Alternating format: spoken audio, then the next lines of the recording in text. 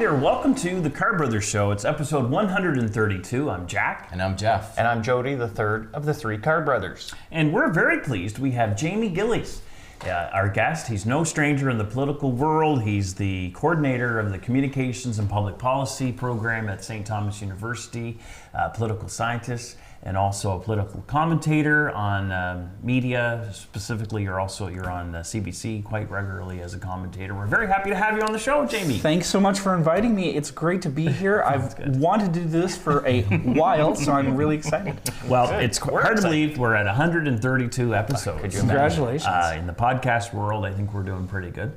We're broadcasted on CHCO TV. Which is on Rogers, Shaw, and Bell. So anyone that has cable in New Brunswick has access to CHCO TV. And we're on our Facebook page, YouTube, and on your favorite podcast channel. So, well, let's talk about the big news in the world right now is Trump being inaugurated this week, and of course all the tariff talks and everything like that. What's your take on all this? Well, I think it's nice to finally see a Team Canada approach. This first week in November last year. I think this was the chaos in Ottawa that was part of this, whether Trudeau was staying or going. And we really felt like we were sort of on our back feet, at least in the weeks leading up to inauguration. I'm glad there weren't tariffs put on today or on January 20th, but we clearly see the threat and the fact that we're still not quite unified and don't have a complete Team Canada approach. I wonder if that would have been ameliorated if they had been doing this and having these First Ministers meetings every week starting back in November. And your take is that we don't have a unified, what will it take to have a unified presence in Canada? Well, I think with Danielle Smith, I mean, she clearly wants a carve out for oil and gas. But where were the discussions and negotiations behind the scenes? So in her defense, she's just trying to stand up for Alberta's interests. At the same time, as Doug Ford keeps talking about, country first. And Canada has to be number one. And when you're negotiating with an elephant next door, who's 15 times the size economically, and controls our economic future in a lot of ways in the short term, you got to have a unified front on this. If you want those discussions about, how to open up the interprovincial markets for Alberta oil and gas, or, using this as a last case strategy for negotiating with the Trump administration, oil and gas off the table until the last possible moment, fine. But the fact that they are so sort of ununified on some of these aspects right now, after Trump's become president again, I think this speaks volumes about the kind of political culture we're in right now. And that's not entirely Justin Trudeau's fault. I think it's on all sides right now, but it really would help if we had a Team Canada approach. Yeah, I think that's something they should really be continuing to work on between any American new administration coming in, to always have something like that in place to keep working on. And that just fell off the table as soon as Chrystia Freeland got her last deal with the first Trump administration, and like you say, here they are again. And premiers like Danielle Smith, and we've all done it, I guess, locally as local MLAs, stand up for your constituents when the rest of the group aren't ready to do it, and that's exactly what she was doing. And you're right, they needed that leadership long before Christmas to keep everybody centered and put a plan in place. And then when they get to this point, they show organization, at least, and strength. Doesn't it seem like a problem with potentially our political system to be able to get a leader that's past their due date out of office in Justin Trudeau? Like if he had listened to the people along the way in the months leading up to last fall, for some reason he's the last person in the room that seems to get it. And even before Christmas, he was convinced to wait till after Christmas, because I'm sure people's self-interest, maybe the country's interest, but I doubt it, and they just couldn't get rid of him. How many letters and how many protests did it take of his own caucus? And even then it was very difficult. But that's not unusual. Nope. But it's just free. It's a product of the Canadian system, especially with the Liberal Party and the Conservative Party, both at both the federal and provincial level across the country. And it's an issue that I think is less the case in the UK because they do have powerful caucuses and powerful cabinets, and they can turf people. They turfed Margaret Thatcher. The Labour Party went through a variety of leaders. In Canada, every leader stays too long. It's almost you can guarantee it. If they win a second term, they'll go for a third and a fourth. Almost. Harper stayed too long. So what's the difference between the UK and Canada in that regard, do you think? Just personality, character, size of the caucus? That, and I think that the party apparatus and the way the constitutions of the parties have worked over time, they're just norms. They could be violated at times in terms of breaking that, but you do see that when the leader falters, they get rid of that person.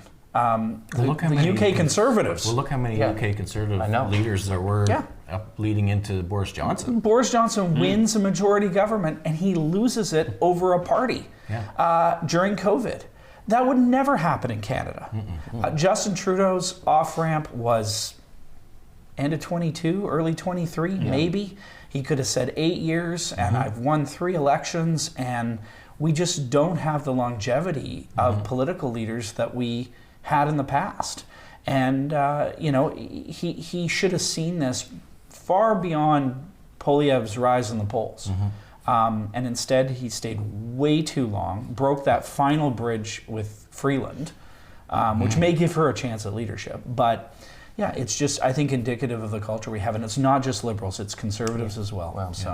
So with back about Daniel Smith and the unification of Canada, or the perception of unity, how much would the Justin Trudeau factor play in her veering off? Would it be a lack of trust that way for the whole unity as a whole in the Prime Minister's office? I know her motivations in terms of Alberta oil and gas. Right. Her political future's at stake here if something happens there. If somehow there's a massive tariff placed on Alberta oil and gas, and there's a huge problem exporting it to the U.S., which is most of their exports, that just sinks the Alberta economy. And when you've got a boom and bust economy, that Alberta's a little more diversified than it was in the 70s, but if you've got a boom and bust economy like that and you're the premier, everything revolves around that issue. So I understand the self-motivation, but the bigger issue here is Trump probably doesn't want a tariff on gas. He wants it on everything else. Right. And so that hurts the rest of Canada, including Alberta manufacturers and exporters who are not in the oil patch. And if we get targeted with tariffs because he can see that we're not unified as a country, that's a big problem. Now, maybe she's got a pipeline to the conversations in MAGA world and down in Mar-a-Lago and is actually playing a bit of a game here. But it's also really interesting that the person that stepped up in all of this to lead Canada is the Premier of Ontario. And Doug Ford is Captain Canada right now. And he's also meeting Trump at his level in terms of branding and marketing, the hat. This is something Trump perhaps understands well. And Ford is kind of an ideal spokesperson for Canada with this administration. So I've also very much liked that Trudeau perhaps recognizes that. And he has praise for Ford, and he's kind of letting Doug Ford speak for the country in some ways, which I think is interesting. As a lame duck prime minister, the instinct might be one last kick at the can to save the country, and he's sort of saying, like, this is probably the person better positioned to talk this issue out with Canadians and with U.S. partners. So who brings Daniel Smith on side? How is that going to work? I think it's got to be Poilievre and Ford, people behind the scenes saying, like, look, we're leading to maybe a massive Conservative majority. Do not cross us on this, where we're going to have to inherit all of this in a few months. Or that, that there is a little bit of strategy around that. What she's trying to say is, look, you got to carve out oil and gas before I'm going to agree to anything. And I'm going to do this publicly instead of, I think, in the past where you do it behind the scenes, privately among them. Or is she using that positioning right now to position yourself for compensation if export taxes have to be put on compensation from Ottawa. Potentially. Good point. Yeah, good point. Because, yeah. I mean, rightly or wrongly, if export taxes are put on anything, like Doug says, nothing should be off the table. There'll have to be some sort of compensation fund from Ottawa to make up that, or hundreds of thousands of people will be going home without work. And then what? The rest of the trickle-down economy, real estate, legal work, faculties at universities, student enrollment, they go down as well. So she makes an keep the interesting. economy I think going. she made an interesting point about where was Canada when the East was looking. Alberta was Right. looking for Pipeline. another, A pipeline Where did that Canada get East. stopped? Right. And so she has mentioned Montreal. where were my colleagues? Right. Where were my colleagues for Canada then? So it's kind of these, but this probably looking at history. The problem is when it becomes public and you're dealing with someone like Trump. Well, he loves it. Yeah. He loves the division. Yeah. He's That's tickled. negotiation hammer it 101, out. right? The uncertainty. There's a way to do this, and I don't think Danielle Smith's gone too far. I don't think Doug Ford or Trudeau's gone too far, where you can't Come back. come back to in. this. If we now looking at timelines of when these tariffs might go into effect, perhaps we're going to see more of a Team Canada approach if there's some guarantees behind the scenes.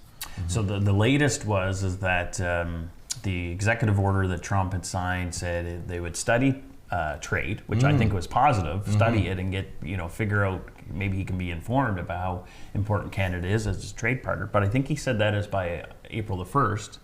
And then off the cuff said that he might implement the 25% tariffs February 1st. Yeah. So But it's just this keep the issue run a hot. tab. He's got a constituency. He's trying to show he's good protecting point. America. And I also think that it's kind of rolling tariffs. He wants a couple things right away. He wants the border secured on those key issues that he's concerned about. Right. And I think he wants us to pay up for NATO.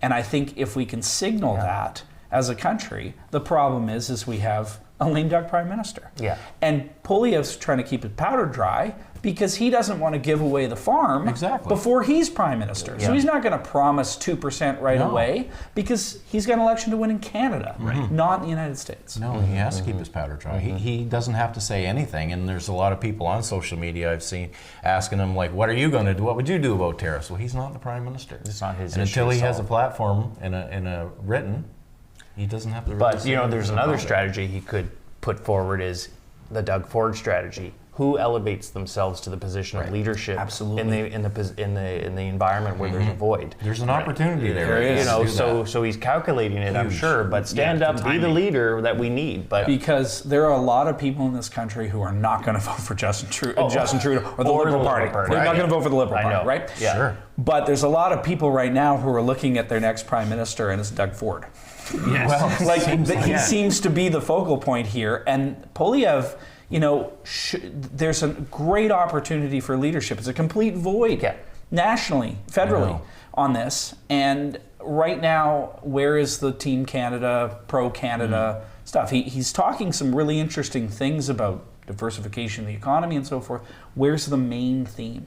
It can't just be Trudeau bashing. Right. It doesn't have that in the next election anymore. Well, it even sounds like the carbon tax election's off the table now too, unless he can portray Carney and Chrystia Freeland as you can't believe them what they're saying, because they're both talking about eliminating the consumer tax a little bit. So that argument's kind of sinking away on. Yeah. And from strategy too, do you go back to 84, 88, Mulroney and the trade, but Canada, and he was strong on Canada and whatnot, and had large majority governments. But didn't Joe Clark get in trouble too when Alberta and Ontario were split on their differences on pretty well the same thing? Yeah. And these were huge tariff wars we had. This is pre-FTA, And pre-NAFTA. he lost. But Mulroney in 84 and 88, though, with, was it John Strengthening. Turner? Right. And the other Trudeau, I guess. But he had a pro-Canada Yeah. campaign, and that obviously worked. But he kind of was someone that the United States could. He was Yeah, he had a the good pushover, personal I guess. relationship with Reagan as well, and he also understood that you really did need to be unified. Plus, he was so good at the soft sell. Mulroney in his prime was so good at that. Charismatic, but talked to both Canadians and Americans, and back channel like crazy. Excellent at that stuff. Well, we could use him right now. But we're at a different time with leadership in general anyways, Yeah. overall, aren't we? And our leaders. So do you see with the Liberal Party leadership, like is Mark Carney going to be able to step up and, like, what's going to happen with the Liberal Party? I guess that's another whole topic here, is how's this all going to unfold? Well, I mean, Carney's a bit of a wild card because he's not a natural politician. He's never served. Bank of Canada, Bank of England notwithstanding, and the fact that he was, key in a couple of key moments economically in Canada, especially as Chrétien was leaving office, and the sort of Chrétien-Martin years. Some smart things, don't amalgamate the banks, things like that probably kept us out of the worst of the 07-08 crunch. But again, how does he handle Poilievre when he's never been in office? And it feels like a little bit of an Ignatieff. Certainly not. I think he's smarter in terms of has a political instinct that Ignatieff didn't have. But we'll see. And what's going to be interesting is do we get triggered into an actual election? I think an actual election would provide even more uncertainty and opportunity for Trump to do whatever. But it's got to happen sooner rather than that. Or does the new leader negotiate to give an extension to try to extend the House or not? And I guess that's up to the NDP and whoever that new leader is to work something out. And I think trade's going to be the issue, because if this starts to go into an election campaign in up into March for the Liberal leadership, but if whoever takes over immediately is in that, there may be good reasons why we wouldn't just have the election in October like we planned. Even Poilievre would probably defer it because. If we run the risk of splitting the country, the Trump administration is going to play that to their advantage. And I personally think the carbon tax issue's off the table because it is trade in the U.S. Whichever leader can stand up for Canada and be in a good position to negotiate and to work with Trump, that's who we're voting for in the next election. Who's best suited?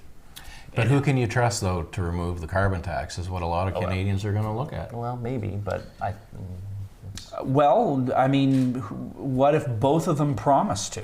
In their election, in this leadership campaign, and it's their first move as leader of the Liberal Party. I don't know if they'll ever get to serve as PM. It depends on what happens. That's the other thing. It's only going to be days after. The Liberals might take it off the table by promising to get rid of it anyway. Exactly.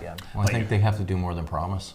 But you're right. If they can, it depends on when the election's called, though. If they work out a deal, maybe with the NDP, who we haven't heard much from, but if they work out a deal with the NDP, prevent an election and then implement eliminating the carbon tax while they're in government. And that's where Poilievre could take the lead and say, "This is what we need. We need a strong, united Canada. Election in October." Without anyway, easier said than done. He could set the table for all of that. He could. It's easy for us to say, but he could set that leadership. But I don't think he's going to want to wait till October. I don't either. And for Carney and Freeland, for Carney and Freeland, are they running to be prime minister, or are they running to be leader of the Liberal Party after an election that they're likely not to win? And the hope is for the Liberals is that they remain official opposition. And they kind of survive like Turner did in '84, and that the agreement with rank and file and with caucus is that, hey, keep me on after if we do okay.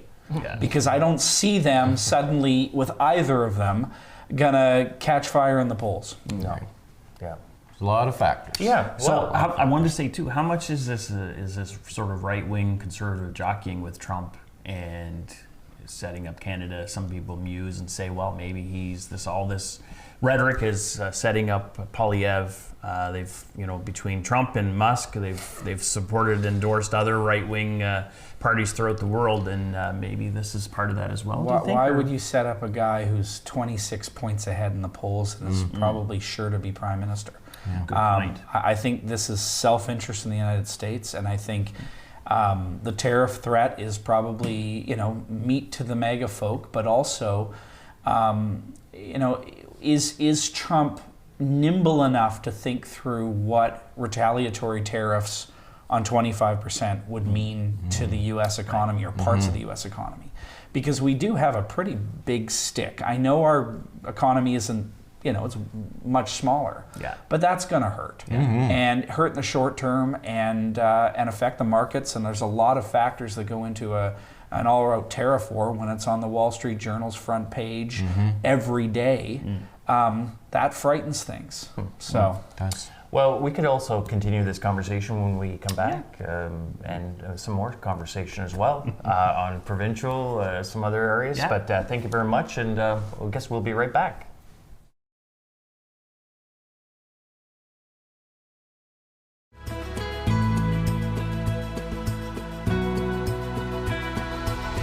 Hi there, welcome back to the Carr Brothers Show. It's episode 132. I'm Jack. And I'm Jeff. And I'm Jody, the third of the three Carr brothers. And we're pleased to be joined by Jamie Gillies.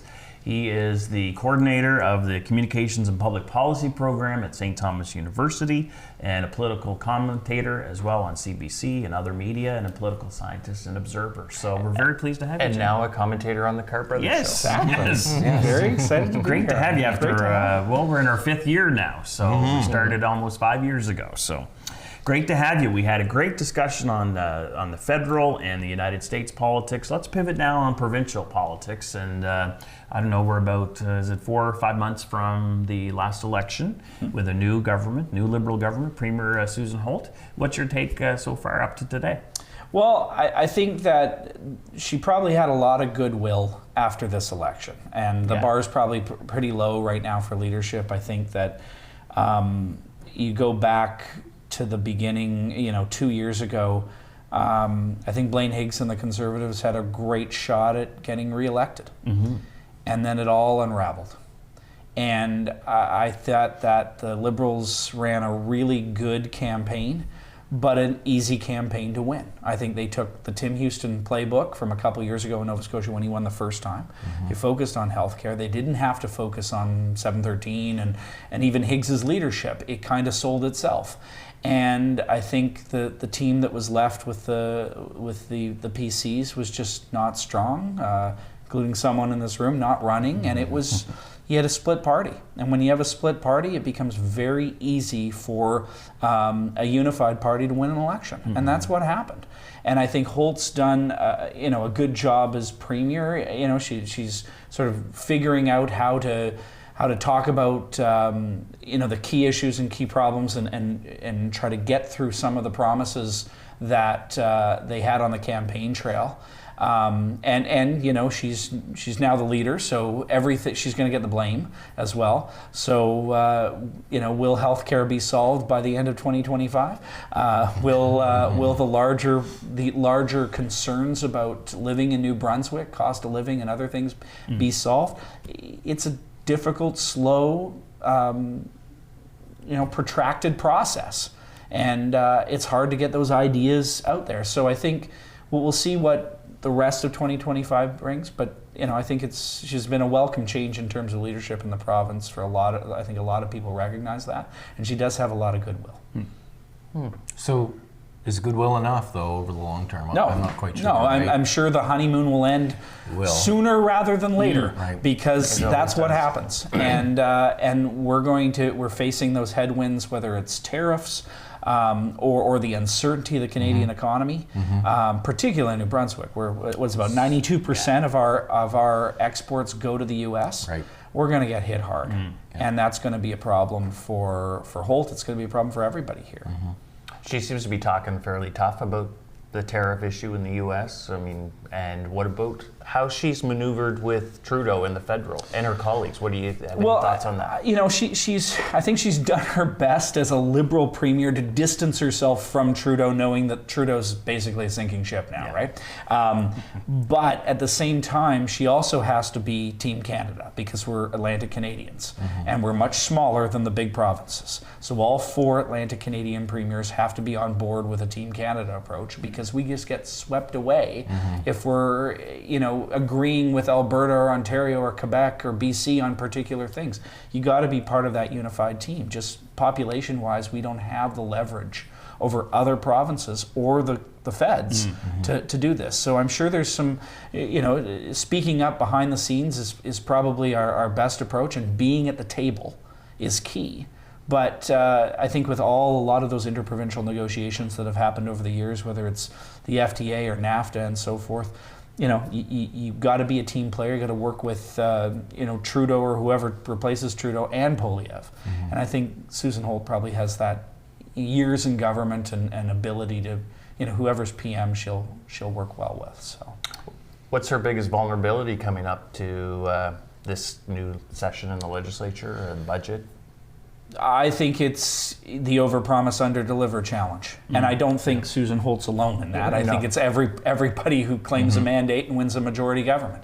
But you're hitting that 6-month mark, and the public turns and starts saying, "Hey, where's my community care clinic? Where's my doctor? Why are my property taxes still going up? Why are rents still going up? Why is the food prices not gone down?" And Susan Holt or Blaine Higgs are not responsible for all of this stuff, but they always get the blame because they're the leader. They're in the crosshairs. Yeah. How do you think people are going to take to, so she said she would balance budgets right out of the gate, and then when she did come in, she said, well, the rest of this year doesn't count, or this year doesn't count. Do you think it should count, or is it all of just the play on words that we normally use when we're writing our platforms? And have people forgotten about it already? Because everybody knows that she wasn't going to balance this year. Do you think anyone's surprised? I would argue, do you think anyone cares? I was just going to say that. And the reason being is I think we've moved away from an era of fiscal responsibility as a number one issue with the public. They're concerned otherwise, they about would have reelected Blaine if they were concerned. Absolutely. Because we balanced the budget every year. Even the first year when we said we were going to take 2 years, we didn't. Yeah, with his eyes closed. You look at Higgs running on that record and saying,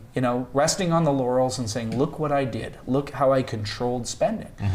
At a certain point, that wasn't control spending to the public. That was, you just cut us off from healthcare. You cut us off from things.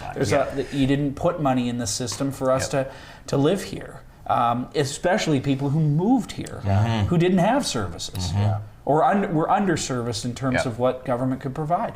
And I think it's a problem in Canada for fiscal conservatism. That used to be really good. Stephen Harper won elections on that until he didn't. And I think we're in an era right now where there's a litany of things that people are concerned about. And so maybe Susan Holt's team knows, look, we'll promise balanced budgets.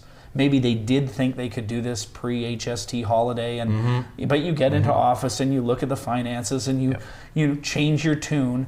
But I'm not sure she's going to take a political hit for not balancing the budgets. I think there's way too many needs in the community, and people just want their needs for themselves. They and their want families stuff. And their communities. Yeah. And look, heck, if we have to go in debt to do it, then that's what we'll do. I mean, Tim Houston's still running deficits. He does quite fine. Exactly. Yeah. Dennis King and PEI is running deficits, and he's doing quite fine. People are quite satisfied with the government that they're leading. Yeah. And most of the population have deficit and debt anyhow. Right. So it's okay. Right. It seems to be. I think it's more difficult to explain to the public than it was, say, 30, 40 years ago when it comes to fiscal restraint and fiscal management of the province. Unless there's a serious threat of credit downgrades or going bankrupt, like happened in Newfoundland a few years ago and stuff, where it really becomes a central issue. I think running moderate deficits is probably what most governments wind up doing. We were in a bad place when Blaine Higgs was elected the first time because there was threats of credit downgrades. There were serious international implications to if we did not actually get our house in order. And to give him credit, he did that in the first few months as premier to get us right on track. The problem is, for Higgs, he kept doing it. And at a certain point, and too late to sort of get the largesse where you spend, which is typical of a maritime election. You're trying to win over voters with a forward-thinking vision. Hey, I'm going to invest in this, this, and this. All he was left with was an HST cut, nothing else. That's right. Yeah. And when people start using the H word of hating someone, that digs down in, right? It's personality and shelf life. Emotional voting, I guess, right? Yeah. So people So jury's out how she'll do for the next 4 years with her her newly elected cabinet and stuff. So we'll see. We'll see what this budget looks like coming up, I guess. Yeah. Because she does have some promises to keep on things that she said she would fund. Well, I noticed it was People are interesting counting on. about the power rates. Just the power rate issue alone. Seems to be an issue. It isn't seems to be an issue. It seems to be very diversified. that's, Some people sarcastic. are hit. Yeah, some people are hit hard. Others aren't. It's not no rhyme or reason. But politically, the opposition comes out quickly, says there's a whole bunch of issues here, and a typical government might, especially if they've been in longer, I've noticed, they might dig in, hunker down, and start defending, explaining it and stuff. Instead, she also went on the stayed on the track, saying, "Look, I'm going to get some answers. I'm going to have a meeting as well." And as quickly as possible, she's trying to say that she ordered the independent audit. You know, like she's getting ahead of that issue. Which it's pretty politically astute to do that. And maybe it's a new. But government. the opposition asked for it first. Oh yeah, but maybe it's a new government. But it's the right thing to do. Yeah, if there's a glitch, but you're right. Usually we dig in. Typically, that's why I get in trouble. I never dig in. You could have cats in a social services as public housing, right? And it's not the minister's fault, but the minister starts defending why cats are in the building and such and such and such. It's like, why are you taking that on as an issue? Why don't you? Well, as you mentioned, Susan Holt has not so far, and from my perspective as well, she has not forgotten who she's there for, and that's the people of New Brunswick. So far, not to defend NB Power, it's not to defend this and that. It's to be there to defend New Brunswickers. Those are the ones that elected her. So that's very good observation. It's probably good optics for any politician to run against the power utility when prices go up. It doesn't make sense to agree with them. People are upset. People are angry. I looked at my bill. It was shockingly high for November. It was just, wow, where did that come from? I wonder if there's going to be a call for an independent audit on the property assessment value, property taxes, property assessments. Well, we'll have to wait and see. And we've heard little discussion about overhauling this system. That's right. Susan has said she would. But property tax system, that's a big, broad term, property tax system. But Jody, you got a good point, because the precedent has been set that the Premier has supported independent audits, independent reviews. On NB Power, but you're right. You can connect that to other things in provincial government. Well, anyway. Yeah. Well, some of the questions. The bumper on the car. You just got the bumper. Yeah. Well, when you get into the power discussion and that rebate discussion, some people are asking me in passing that they're wondering how the rebate on the bills is calculated now, because it doesn't seem like it's the full tax, the full 10% of the tax itself. So I think those are maybe questions that should be asked about separate from the independent audit. But what kind of a shell game was being played there? Because I don't think they've given back the full 10% on the tax. And part of it's timing for her that doesn't work well with this, because we see this quote-unquote rebate in winter months. For most people who don't have equalized billing, that's you're not going to see. That savings isn't much when your bill's $600-700 a month. Right. If it's gone up so much, and then it's like 5 steps ahead, and then you're only coming back 1 or 2 steps. And then you've had the EUB agreed to increases. I think that we may find in this audit that a lot of them are quite accurate. It's just reflecting of these increases that we're paying for power. It's very volatile, though. In this honeymoon period, so far so good, like what she's done. But people, when you start getting at those property taxes, the power bills, that's what hits them. They're in the pockets. That's what hits them. Speaking of that, then, in terms of the other parties in the legislature, the Progressive Conservatives will have some issues to deal with, like a leader. They absolutely do. What's your thoughts on that? Well, I would first off say that Glenn Savoy, I think, has done a really good job in terms of whether it's an interim leadership or whether he chooses to run or whatever. I think he's been a credible leader of the opposition so far. We haven't seen much since the election, but doing a good job with what he's got. But the Progressive Conservatives, I think, for a lot of people looking at that, and particularly longtime Tory activists, people involved in the party who sat this one out, had unholy alliances with the other team and orchestrated the downfall potentially of candidates running. There's some soul searching. This fighting for the soul of the party. Are they Progressive Conservatives, or are we going to rebrand into a new, are they going to rebrand into a new conservative party that's more focused on some of these populist elements that they brought in, that's come about in politics, or the People's Alliance elements, or the people that Higgs brought in through a series of issues, not just 713, but over the course of his leadership. But I more throw it back to you. There's some really interesting things that could happen with this party, but there's also maybe a path forward to salvage that PC brand and win back that huge middle of the road voter, and not be a party of rural Anglophone New Brunswickers, which it is right now. It is. And I see Susan in the Liberals being in that middle. They are taking that space. They're from being us, in that aren't they? middle. They've picked up some of the progressives on that side, but they're in the middle. So it'll be interesting to see. And she took off the table some of the divisive social stuff At the beginning. really even before the legislature sat. She Yeah, did. you're right. I know. So we Smart. walked away from those other issues And our that opposition didn't say a peep about it. not a thing. No. Yeah. So I was Well, a it little was- surprised. So maybe they're obviously the ones left behind in caucus are also thinking, let's kind of Let this go too. just let everything just kind of even itself out here, and Yeah. we'll see where things go, and Yeah, I doubt wait for there's- a new leader. I to come doubt there's along. any strategic approach, but you never know. Glenn seems to be strategic. Oh yeah, no, Glenn. He's I hitting think the right he's definitely topics, the best. but- He's the best positioned and whatnot. And maybe she but- did it too early for Glenn and the opposition to really get their feet under them and say, talk about some of the socialists. And I don't know. Maybe there needs to be more I discussion. haven't talked to any of them. I'd be surprised if there's any discussion about the middle and the left and the progressive and the. Well. Maybe there is, but Well, maybe not that deep. no, but And the leadership, if we have an election within the PC party, is something before the end of 2025. I'm assuming. I don't know. I don't hard to quite say. know the date Well, yet. Glenn but publicly said himself he's not even thinking about running himself, so it's pretty typical. There's sure two trains maybe. of thoughts. You have it as early as possible, and then typically what seems to be heard is let's wait a couple of years.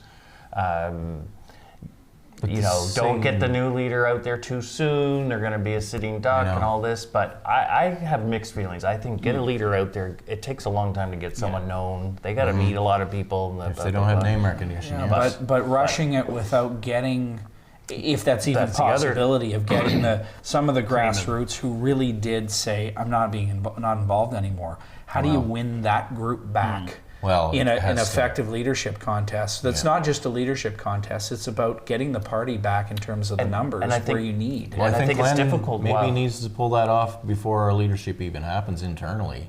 I'm hoping, because there's still lots of people around there that were involved with the last You got campaign that don't hurt think they did riding anything wrong. associations. You have the PCs have no presence in the cities right now. Like None. Like St. John and I mean the greater St. John area. That was the shocker of election night. It wasn't just that Blaine Higgs lost Quispamsis. It went Ted all the lost way up to Rosser. Hampton. And yes, it was a change election, but should have held St. John. And those indications were coming from the party back when the presidents and the letters were coming in, Right. where the significant amount of pushback was in his own backyard. Yeah. And Yeah, he but wasn't those prepared to listen. All those presidents signed letters and sent them in from the St. John area. So again, kind of another fault in our system in a way. But Jamie, and you touched on it, but when people decide whether they're in positions within the party or on the associations or just Joe Blow average progressive conservative that decided to sit this election out, I think that's hard to get that group of people back inspired, back interested. Like, it's a big deal when someone says, I'm sitting this one out. That's a major It is. move by that individual, and to get them reinvigorated. Yeah. It's got to be Hard to twofold. get involved it's with got to be all. toofold. You're right. First off, it's got to be mess ups by the current Liberal Liberals. government. No, there's got to be a There's reason. change of the Power, got to polling. be something. We have a shot next Yeah. election. Yeah. Because I don't think there's a lot of credibility by just saying, we're going to replace Susan for the sake of it. It's got to be Right. a particular reason. And You got to have people excited. But it's also fighting for the soul of your party in the sense that the progressive conservative brand still works in the 4 easternmost provinces. Yeah. It just does. It does, yeah. It doesn't anywhere else anymore. It's really started to hurt. You know, for it a little bit in the sort of Ontario PCs, but it's gone. And it's been replaced with what we see out in Alberta and Saskatchewan, which is a different kind of conservative. And that conservatism, while that might infiltrate the political class, and there's groups of people who want that, it still doesn't work out here. No, it doesn't. No. And we've tried it. We've tried it with Carr. We've tried it with the People's Alliance.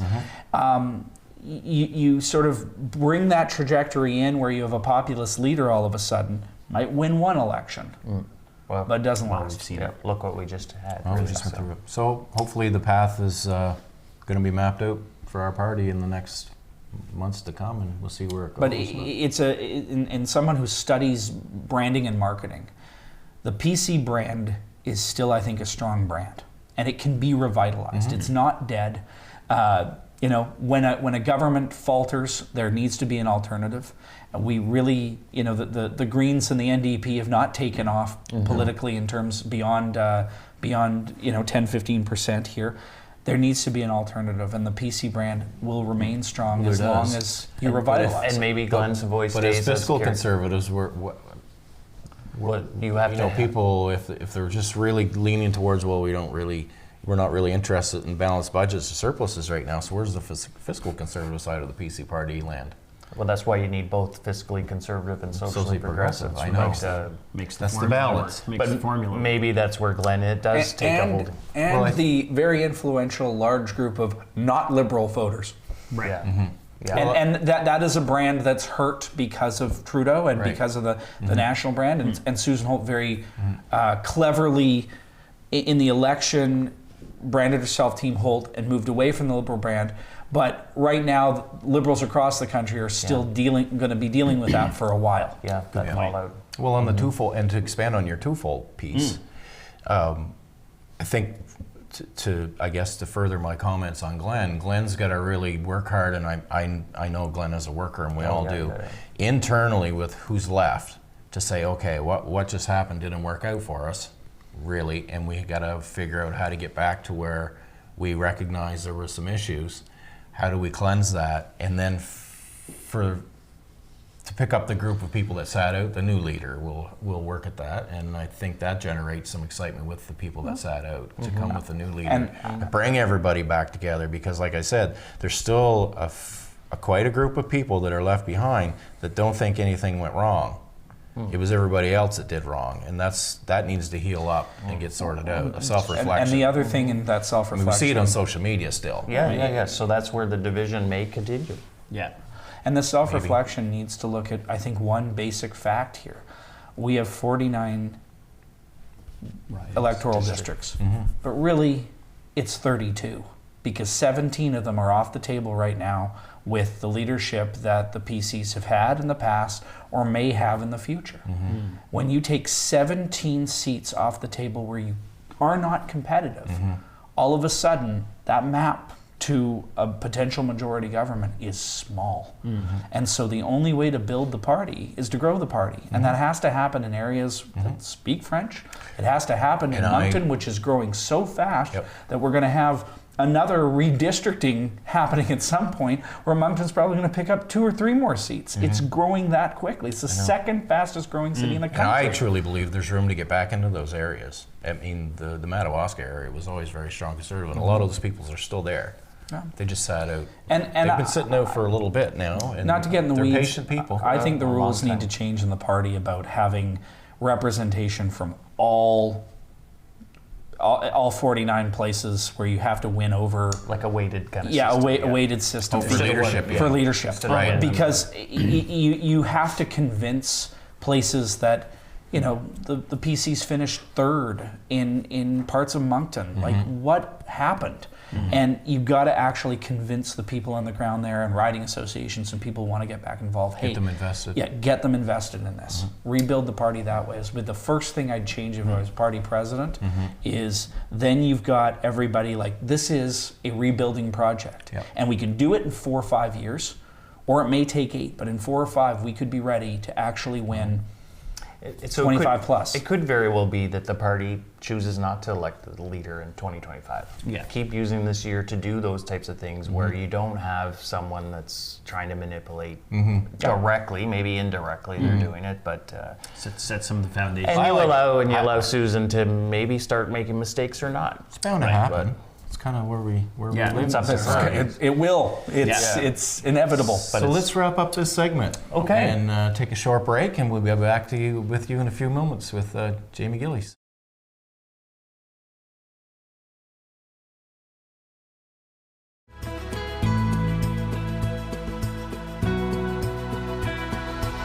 Well, hello there. Welcome back to the Carr Brothers Show, episode 132. I'm Jack. And I'm Jeff. And I'm Jody, the third of the three Carr brothers. And we've had a great discussion. I know everyone would agree with Jamie yes. Gillies.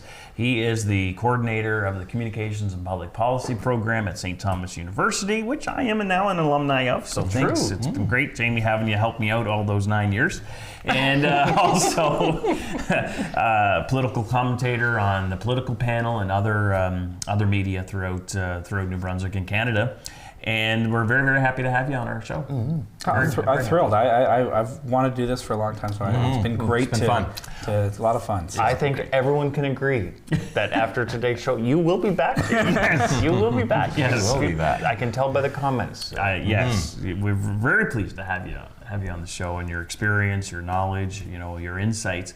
But you're going to keep sharing some of those insights because you're working on two book projects, and you've got other books that you've authored and edited and things like that already in the can and released publicly. But you've got two more. Tell us about those. So the first one is with colleagues at Mount Allison University and at University of Moncton, Mario Levesque and Stephanie Collin.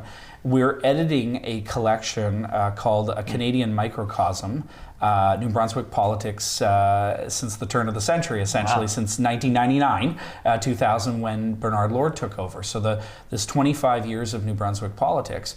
And we look at it politically, we look at different aspects of the economy and the key issues over the last 25 years.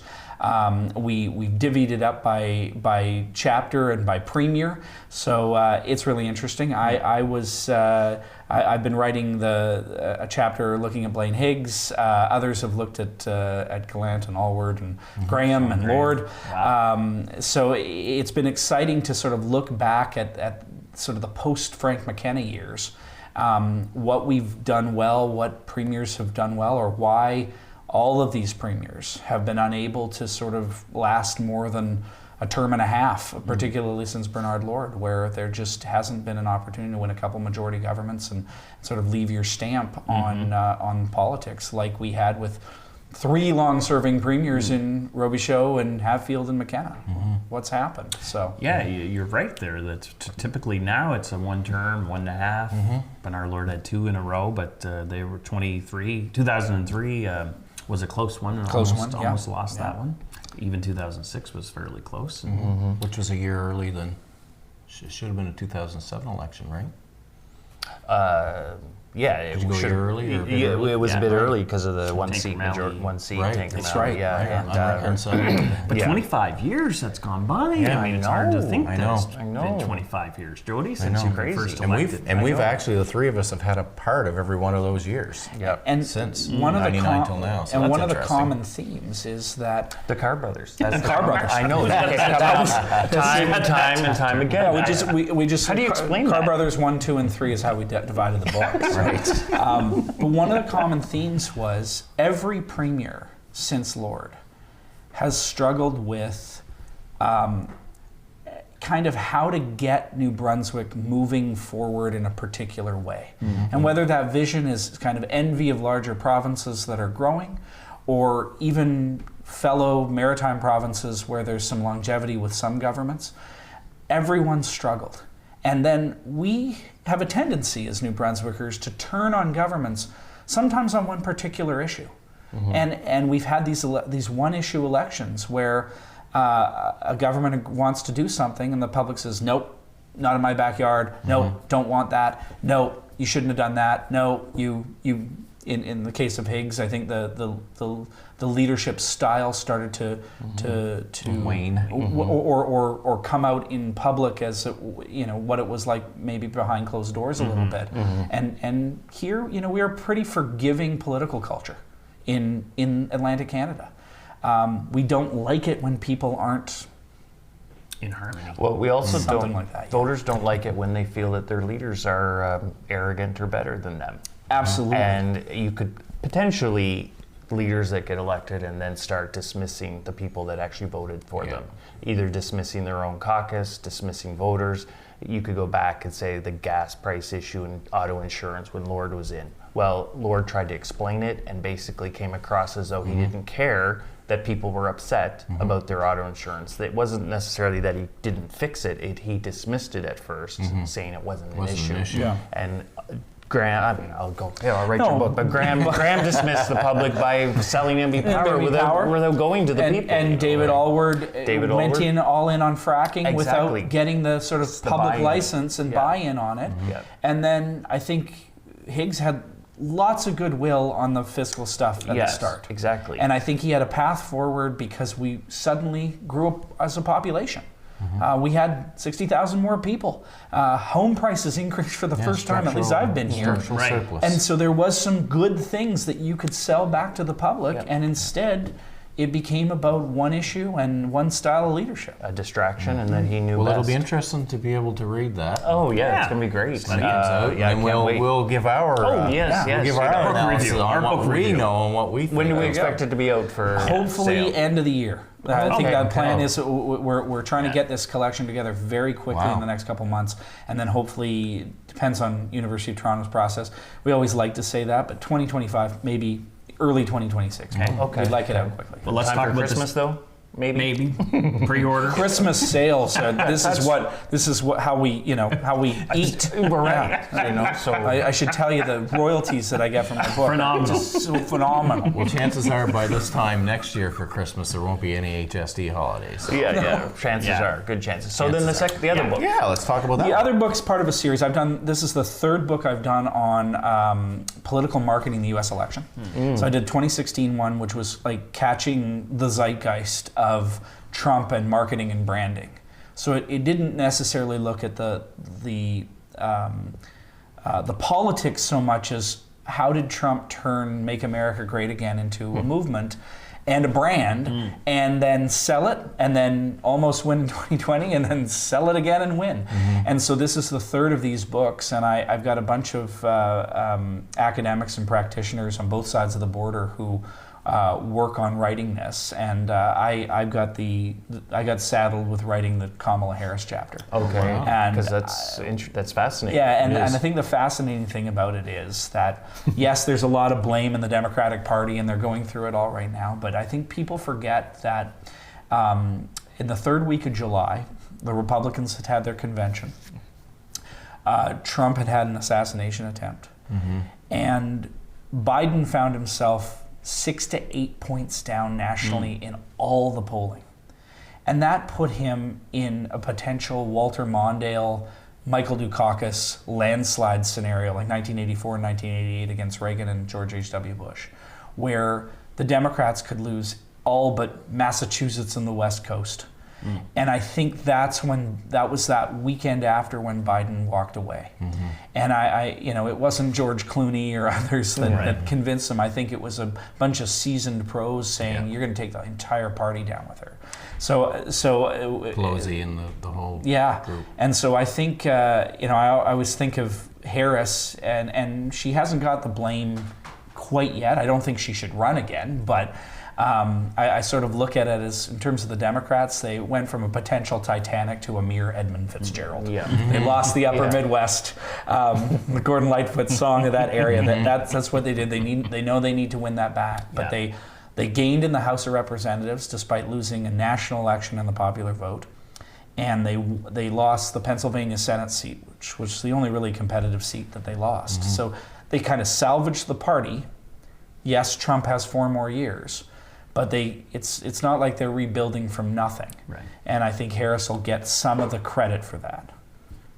It was still, not a great campaign and strung together and It was. 100 days, That's and actually- that's all on Joe Biden. It's Not the actually best quite interviews. They It's salvaged quite a bit, but it's really. miraculous how well what she put together in such a short amount of time with the money that came in and the whatever. And I think she just ran out of gas after a few weeks. Like great Well, debate performance. And also, she really shied away from not trying to pick apart what the Biden administration had done because Well, she was that was that a fine. VP, right? she was stuck. She yeah. couldn't. Yeah. If she was able to distance herself away from a lot of those things, Right. like Christopher Freeland's trying to do, Yeah. she might have had a better chance. But she's just glued to it all. Yeah, if Freeland wins leadership, it's because of what happened in December. Because if she had yes. there was no daylight pivot between her point. and I think Trudeau. she lost her momentum on that, though. I don't think she's she gonna submitted win. that letter, which, quite frankly, she probably didn't even write. Somebody wrote it for her, which happens all the time, and then she disappeared. And now she just came back out. So I'm sorry I'm getting off the topic of your book, but yeah. just the way I see it as a political commentator myself. But you're right though. Like she could be strapped just as much as what Harris was. And Right. she may well be. yeah. And Harris, I think you realize quite quickly you can't sell hope and change when the current president is that unpopular. Yeah, right. And I think they at a certain point in that campaign, you saw them hit a wall. Oh yeah. Well, and then one of those, one of the interviews that Harris did, and she said that she wouldn't change anything in the Right. last 4 years of the kinda what I Biden was getting at. administration, and that she had to say that on one hand, but then that strapped her, and that Yeah. kind of tripped her. And the Trump team did a really good job. They ran 2 campaigns. They ran his public, what Trump being Trump campaign and the rallies that everyone saw. But in the swing states, they ran a very disciplined, traditional, economic-focused campaign. You see all those great, they really did great ads, side-of-the-road ads, about cost of living and comparing Trump Special to Harris. messaging. It was really good messaging. And that team, they're veterans from the George W. Bush years, Chris LaCivita and others.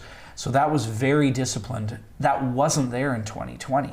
It's one of the reasons he lost in 2020 when he probably had a good shot of Well, getting of in government's winning. one thing, but staying in government's quite something Exactly. else. We know that. We've watched it for many, many years. Yeah. So interesting. Yeah. Wow. It's been a great show. Oh, it's been has been. excellent, Jamie. Wonderful. so much Thank for you. having All me. right. Yeah. Well, really a couple enjoyed it. minutes left. I It guess. just we're all out of time now. So, but it blew by so quickly, and we want to thank you, Jamie Gillies, with the St. Thomas University. You're the coordinator of the Communications and Public Policy program, a political commentator as well, and a friend of the Carr brothers. So, thank you very much for joining us. Thank you so much. I'd love to come back. So. You'll definitely be back, Yes, right, guys? that's right. I think Who we wants can. Jamie back? 3 out of 3 votes. 3 out of 3 votes. There's a very small group of people that have had a return visit. Yes, so. yes, that's right. But we will have you back. Yes. Yes. Thanks so much. Great. And we want to thank our viewers of the Carr Brothers Show. We want to thank Terry Gallant. We want to thank Flo as well down in CHCO, and Patrick Watt as well for the work that they do on the show on CHCO for the Carr Brothers. So with that, we'll say goodnight. Good night. Right.